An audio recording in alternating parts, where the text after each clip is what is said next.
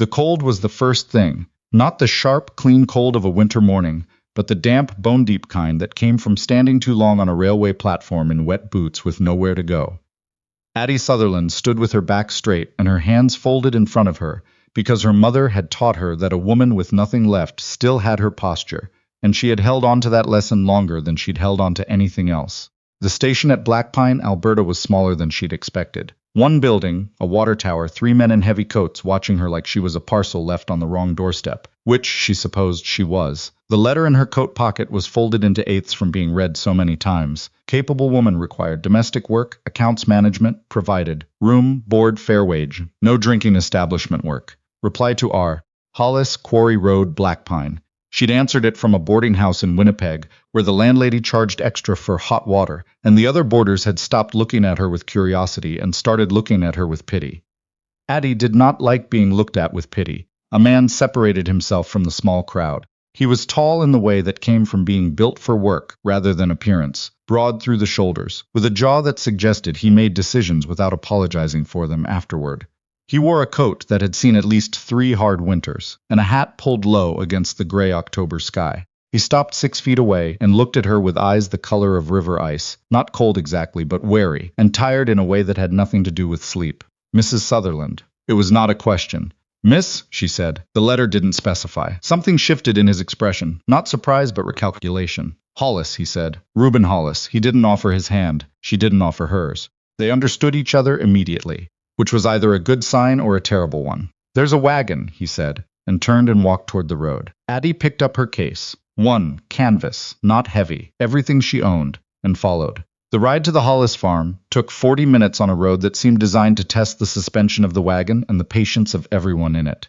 Hollis drove without speaking. Addie sat beside him and looked at the country, which was flat and enormous, and the color of old hay, the mountains a blue rumor at the western edge of the sky. She had not been this far west before. She had not been this far from everything before. How long has the position been open? She asked, because silence was useful but information was more useful. Since May, October, 5 months. Why? He kept his eyes on the road. The last woman lasted 3 weeks. The one before her, 10 days. What drove them off? A long pause. The work's hard, the farm's isolated, and I have 2 sons. She waited for more. More did not come. How old? 7 and 4. Addie turned back to the horizon. 7 and man who spoke in rationed sentences. She had taken the position from Winnipeg without seeing it, which was either brave or desperate. She knew which one it actually was. The farm appeared as they crested a low rise. A main house, a barn, a cluster of outbuildings, all of it squared against the flat land like someone had planted them deliberately and refused to let them move. Houses was log construction, solid, with a covered porch facing south to catch what light there was. Someone had stacked firewood along the north wall, floor to ceiling, which told her more about Hollis than anything he'd said on the drive. A boy of about 7 stood on the porch watching them arrive. He had his father's serious face and a tear in the knee of his trousers that had been mended and torn again. He said nothing as Hollis pulled the wagon to a stop. This is Addie Sutherland, Hollis said to the boy. She's come to help. The boy looked at her with the direct evaluation of a child who had learned not to get attached to things that left. The last one cried when she saw the outhouse, he said. I don't cry at outhouses, Addie said. The boy considered this. I'm Foster, he paused. Papa's in a mood when he doesn't sleep. He doesn't sleep much. Foster. Hollis's voice was a warning, quiet and even. It's useful information, Foster said, and went inside. Addie looked at Hollis. Something crossed his face that might have been the ghost of embarrassment. He reads too much, he said, by way of explanation. He climbed down from the wagon and got her case without asking. Inside smelled like wood smoke and pine resin, and the particular dusty warmth of a house that was being kept but not quite lived in. A younger boy was sitting on a braided rug near the fireplace, talking to a wooden horse in a very serious tone. He looked up when they entered and immediately grabbed the horse and pressed it to his chest. That's Emmett, Hollis said. Emmett stared at her. Are you staying? He asked. I'm going to try, Addie said, which was honest. Emmett absorbed this with great solemnity and went back to his horse. The house was larger than it looked from outside. Main room, kitchen, 2 bedrooms, and a small room off the kitchen that had been used for storage, and still mostly was. You can have the back room, Hollis said, setting her case down in the doorway. I'll clear the boxes. I'll clear them, she said. She was not going to begin by being tended to. Show me where things are first. He showed her. The kitchen was functional and slightly chaotic. Supplies well stocked but organized by someone who knew where things were rather than where they should be. The root cellar was full and good. The accounts book, when he handed it to her from the shelf above the stove, was a disaster of crossed-out numbers and approximated totals. She looked at the accounts book for a long moment and did not say what she was thinking, which was that whoever had been keeping these numbers was either careless or genuinely didn't understand subtraction. She looked up and found Hollis watching her. "I kept them myself," he said. His voice was flat, not defensive, just stating something he already knew was inadequate. "I'll fix it," she said. "I know. That's why you're here." The first week was the sharpest kind of hard, the kind that came from learning everything at once. The stove had opinions about drafts. The well pump needed a specific rhythm or it protested. Foster required absolute logic in all arguments and would not accept a reason he could identify as false. Emmett was easier on the surface but would cry silently, which was harder to know what to do with than noise. Hollis left before dawn and came in after dark and said almost nothing. But she was learning things anyway. That he ate whatever she put in front of him without complaint. That he fixed things the same day they broke. That he stood outside alone for 20 minutes after supper before coming in for the night. She did not ask about the 20 minutes. On the 8th day, Foster informed her at breakfast that their mother had died 2 years ago of a fever that came on fast and didn't leave. "I know," Addie said carefully. "I'm sorry. Papa said we didn't need to talk about it." Foster ate his porridge. "He says it a lot. I think he means he doesn't need to talk about it." "That's different." Addie looked at him. 7 years old with a mind like a lawyer's. "You're right," she said. "That is different." Foster looked up, apparently surprised to be agreed with. "The last woman said we were difficult," he said. "You're not difficult, you're precise." Foster seemed to file this away as acceptable. Emmett, who had been listening to all of this from behind his wooden horse, made a small sound that might have been agreement. By the end of the second week, she had fixed the accounts and reorganized the kitchen to a system that made sense, and had, without quite planning to, begun getting up 20 minutes earlier to have coffee ready when Hollis came in from the early barn work. She didn't know when she'd started doing it. She did know that the first morning it happened, he had stopped in the kitchen doorway and looked at the mug on the table and then at her, and something in his face had shifted almost imperceptibly. Not gratitude exactly, but something that recognized a small kindness for what it was. "You don't have to do that," he said. "The coffee's already made," she said. "Sit down." He sat down. Winter moved in seriously in November. The temperature dropped hard enough that the water in the kitchen bucket had a skim of ice by morning.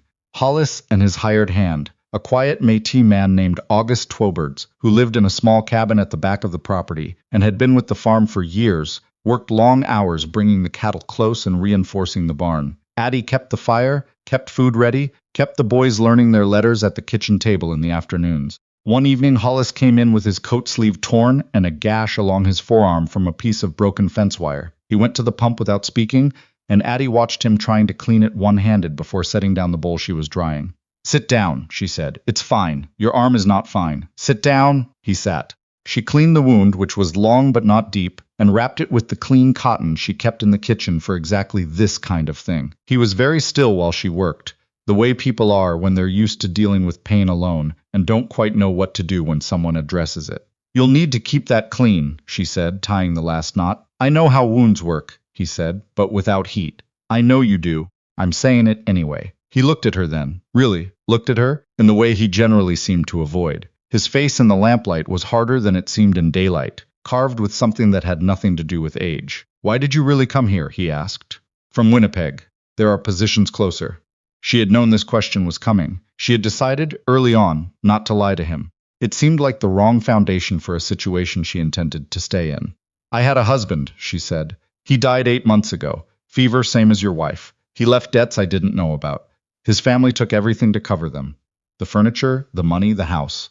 I had $32 and a train ticket and an advertisement from a man in Blackpine who needed someone who could read accounts." Hollis was quiet for a moment. "I'm sorry," he said, not with the soft apology people made when they didn't know what to say, with the flat directness of a man who understood exactly what loss looked like.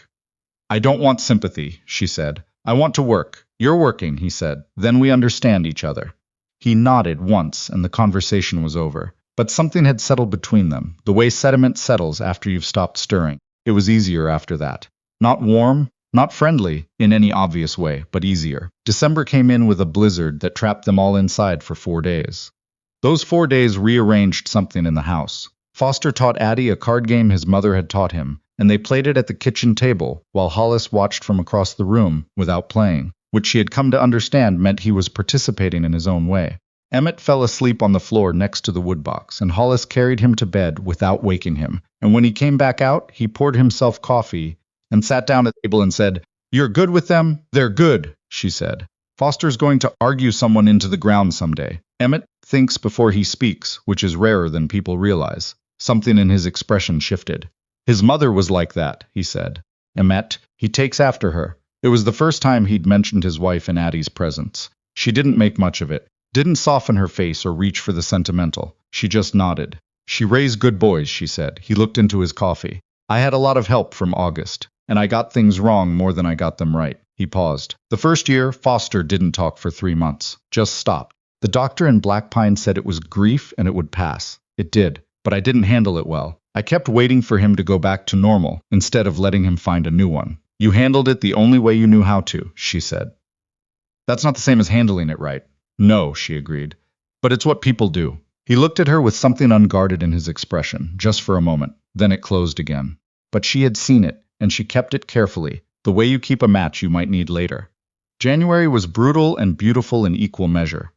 Addie learned that Foster's precision extended to mathematics, which she started teaching him properly at the kitchen table, and that Emmett's wooden horse had a name, Captain, and a full history that Emmett was willing to share in considerable detail with anyone who sat still long enough. She learned that August Twoberds was a better carpenter than anyone had ever mentioned, and that he made toys for Emmett in the evenings and delivered them without comment on Sunday mornings. She also learned that Hollis had trouble sleeping. She heard him the first time in early January, pacing in his room across the hall. At 4 in the morning, she got up and made tea, and when he emerged from his room, looking like a man who had fought with something all night and not quite won, she put a mug on the table without comment. He stopped in the kitchen doorway. "You don't need to. The tea's already made," she said, and went back to her room. The second time it happened, he sat down and drank it. The third time he said, "My wife. The fever took her fast. Thursday she was fine. Sunday she was gone. I keep thinking, there was something I should have seen, should have known sooner." He stopped. "That's not a sensible thing to think." "No," she said, "but it's a very human one. Does it stop?" She thought about her own husband, about the night she'd found the collection notices stuffed in the winter coat he never wore, about the sick understanding that settled over her in the weeks after the funeral as each new debt surfaced like rocks at low tide.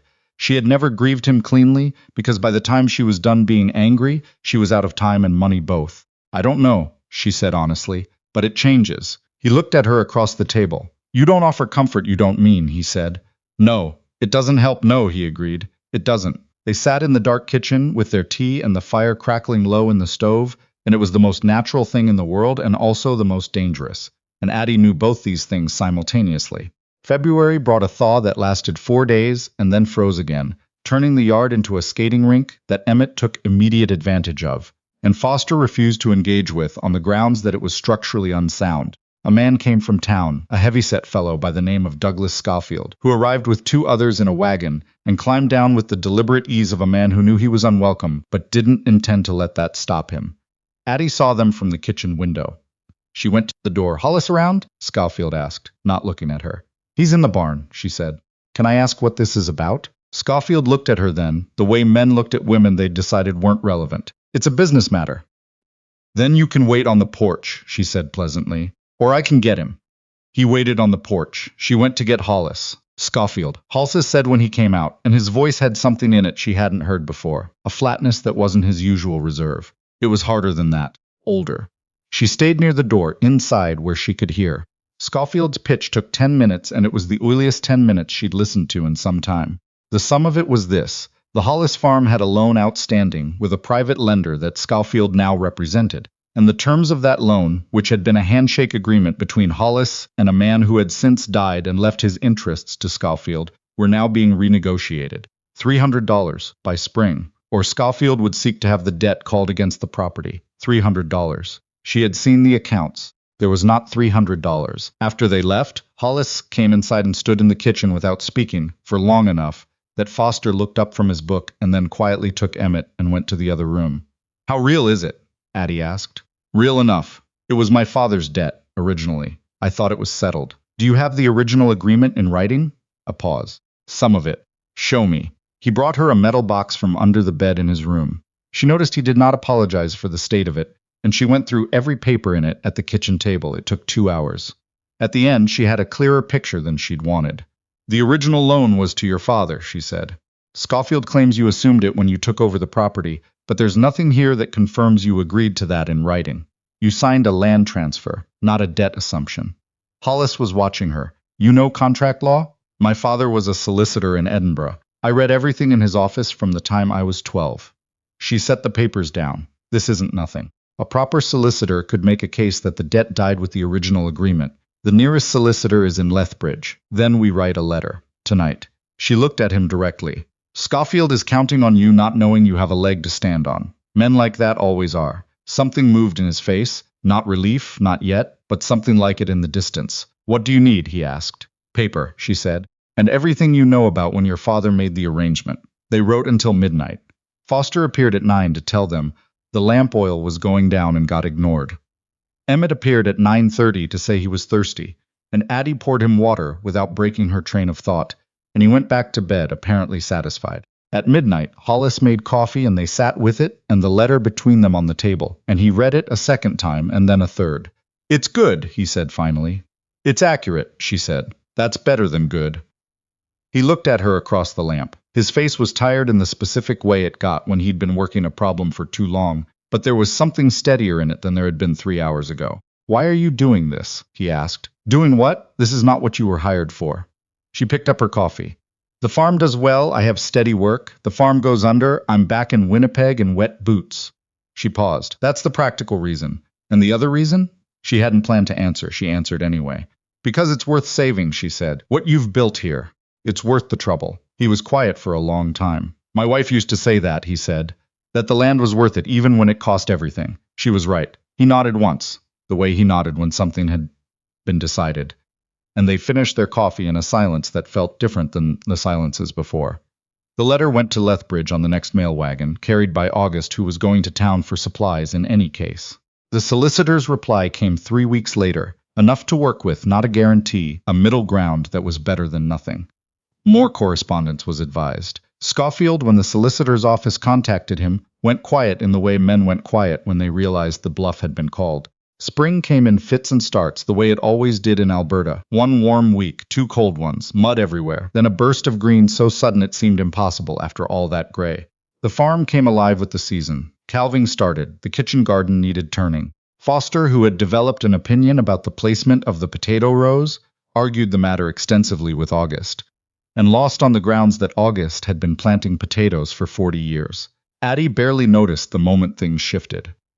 That was the thing about gradual changes. They happened in all the small moments you weren't watching. She noticed it afterward, the way you noticed weather that had changed while you were inside. One day she realized she had stopped counting weeks. She had stopped thinking about the next place, the next position, the next starting over. She was just here, working, feeding people, keeping accounts that now balanced. Watching Emmett run across the yard after a chicken with his coat half on, and Foster following behind, telling him the strategy was inefficient. She was hanging washing on the line in late April when Hollis came around the corner of the house and stopped when he saw her. He had a fence post in one hand and a look on his face she had learned to read as him working up to something. I need to say something, he said. She kept pinning the sheet. All right. I said the wrong thing to August last month about leaving the Eastfield fallow. He was right and I wasn't, and I only told him he was right after you pointed it out, which wasn't fair to him. She turned to look at him. That was not what she'd expected. Did you tell August that? Yes, this morning. She turned back to the washing. That was decent of you. It's just accurate. He was quiet for a moment. You make me more accurate, he said, as if he was reporting an observation rather than saying something personal. About things. People. I see things differently when I have to explain them to you. She stopped what she was doing and looked at him. He was looking at the fence post. Reuben, she said, because she had only used his name a handful of times, and this seemed like one that required it. He looked up. I'm not leaving, she said. Not as a comfort, as a statement of fact. I know the previous ones did. I'm not them.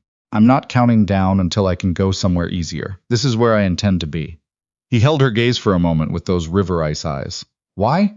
He asked, and it wasn't the same question Schofield would have asked. It was a real question. He genuinely wanted to know, because Foster needs someone who doesn't flinch when he argues.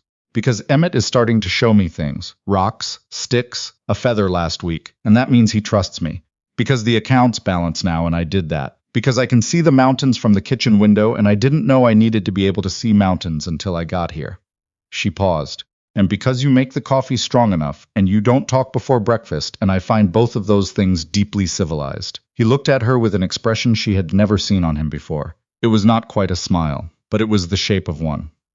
I'm not easy to live with, he said. I noticed. I have nightmares about the winter Ruth died. I work through problems by not speaking. Foster gets his arguing from me, not from his mother, which I realize now. I know all of those things, she said, and I'm still not leaving.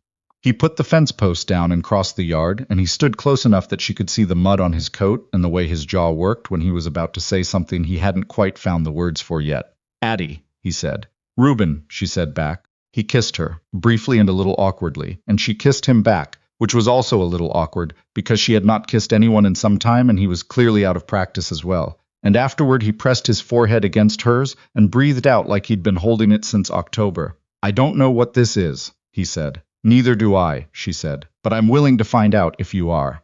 Yes, he said, which was the most like him possible, and she loved it. Schofield came back in May, which Addie had expected. Men like that rarely stopped at one refusal. He arrived with one other man and a piece of paper from a different lender, a new angle on the old debt, and he walked into the yard with the confidence of someone who believed the problem with people like Hollis was that they ran out of fight. He had not accounted for Addie. She came out of the house with the original correspondence and the solicitor's last letter, and she stood on the porch and she said, in the pleasantest possible voice, that if Mr. Schofield's new documentation was legitimate, she would be happy to forward it to their solicitor in Lethbridge, who had already registered the Hollis family's objection to any debt assumption claims with the Land Title Office. She watched him decide whether to push further and watched him decide against it. You can't hide behind a woman, Hollis, Schofield said. Hollis, standing behind her, said nothing for a moment. Then, she's not hiding behind anyone. She's standing where she wants to stand. And she knows more about your claim than you do. Schofield left. August, who had been watching from the barn door, made a small sound of satisfaction and went back to work. That evening, Foster asked, without looking up from his book, whether Addie was going to marry his father. Addie paused with a pot in her hand. That's a direct question. I prefer direct questions, Foster said. They save time. We haven't had that conversation yet, she said. You should, Foster said. Emmet's been saving you a rock for 3 weeks. He was going to give it to you as a gift, but he keeps deciding it's not a nice enough rock. He has very high standards for rocks. She looked at Emmet, who was staring very hard at his wooden horse. Is that true? She asked him. Emmet looked up with enormous seriousness. I found a better one today, he said. He went to his coat pocket and produced a flat gray stone with a white vein of quartz running through it and set it on the table in front of her. It looks like snow on a road, he said. Addie picked it up. It was smooth from the creek, heavy for its size, and it did, in fact, look exactly like snow on a road. It's the best rock I've ever been given, she said, which was true. Emmet sat back down, looking satisfied. Hollis was in the kitchen doorway. She had no idea how long he'd been standing there. He had an expression she had come to understand, was him trying not to show how much something had moved him. They were married in July by the minister, who came through Blackpine on a circuit once a month. August and his wife stood as witnesses. Foster read a passage from a book he had selected on the basis of it being about commitment under difficult conditions, which Addie thought was the most Foster thing that had ever happened. Emmet brought Captain the wooden horse to the ceremony, which the minister accepted with only a brief pause. Hollis made his vows in the flat, certain way he said everything that was true. He said he wasn't a man who used many words, but that he would use the ones he had honestly. He said he knew what it was to lose someone, and he intended never to take the time he had with her for granted. He said that she had walked into a house that was running and not living, and that she had made it both, and he was aware that was not a small thing. Addie said she had come to Blackpine in wet boots with $32 and a position to try, and that she had not imagined finding a home, and she was not inclined to use the word lightly, but this was what it felt like, and she intended to keep it. The minister pronounced them married. August's wife Beatrice, who had not been told she could not cry, cried. Foster noted for the record that the ceremony had been conducted efficiently. Emmet put Captain's hoof in the air, which everyone chose to interpret as celebratory. The years that followed were what years on the Canadian prairie always were. Hard and magnificent in roughly equal measure. They lost a calf 2 winters running and made it back both times on the strength of August's foresight and Hollis's stubbornness and Addie's refusal to let the accounts lie. They expanded when they could. They contracted when they had to. The solicitor in Lethbridge settled the debt question conclusively in the second year, and Schofield was not heard from again. Foster grew into a young man who won an argument about water rights with a government surveyor using case law he had found in a book he'd ordered from Edmonton, and Hollis watched it happen with the expression of a man who had done something right without being entirely sure when. Emmett grew quieter as he got older, but his silences were the comfortable kind, full rather than empty, and he still brought her interesting rocks when he found them, even when he was 17 and nearly as tall as his father. They had a daughter in the third year, which Emmett announced at supper with the sentence, "The baby came, and she's loud." They named her Iris, which had been Hollis's wife's middle name, and Addie had suggested it because it seemed right to carry something of Ruth forward into the new life rather than erasing her. Hollis had looked at her when she'd said the name and said nothing for a long moment, and then said thank you, which she knew cost him something to say. On a morning in September, years into her life at the farm, Addie stood at the kitchen window with her coffee and watched the light move across the south pasture. The mountains were clear on the horizon. The yard was quiet. She could hear Iris talking to herself upstairs and Hollis at the pump, and somewhere further back the sound of August grandson. He'd brought the boy up for the harvest, moving through the barn. Hollis came in from outside and poured himself coffee and stood beside her at the window. "Quiet morning," she said. "For now," he said, which was what he always said, because there was always something that needed doing, always would be, and that was ranching, and it was also a life. She leaned against his shoulder. He settled his arm around hers in the easy way of people who have stopped noticing they do it. She thought sometimes about that railway platform in Blackpine, about the woman she had been standing on it, rigid with cold and pride and the specific terror of someone who has run out of options and knows it. She had not been broken, not exactly, but she had been used up in a way that felt very close to it. She had come here with the intention of lasting, not the expectation of it, and she was still here, not because she had had to stay. Not because she had bargained her way into it, or been sold into it, or had no choice. She had stayed because she had chosen to, every morning, the way you chose to tend a fire, or pull a weed, or repair a fence, before it fell. Not once, dramatically but quietly daily, without announcement. That she had come to understand was the whole of it. Not any single moment of decision, but all the small ones. The coffee made before she needed to make it. The rock kept in her coat pocket. The accounts that balanced. The boys who were becoming men, and the man who had stopped waiting to be left and started, slowly, allowing himself to be stayed with. The land stretched out to the mountains, and the sky was the impossible Alberta blue that came only in September. And Addie held her coffee and let herself have the moment. The uncomplicated, earned, unguarded fact of it, before Iris hollered from upstairs and the day properly began.